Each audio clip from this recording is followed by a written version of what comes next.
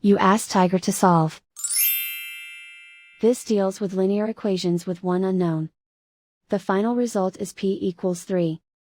Let's solve it step by step. Group all constants on the right side of the equation.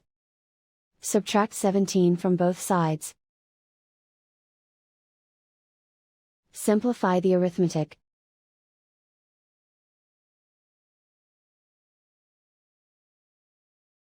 Isolate the p. Divide both sides by -2.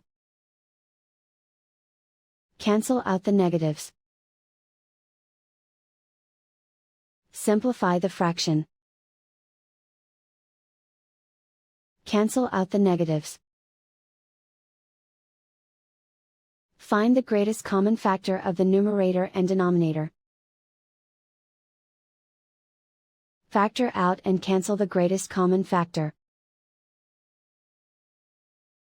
And so the final result is p equals 3.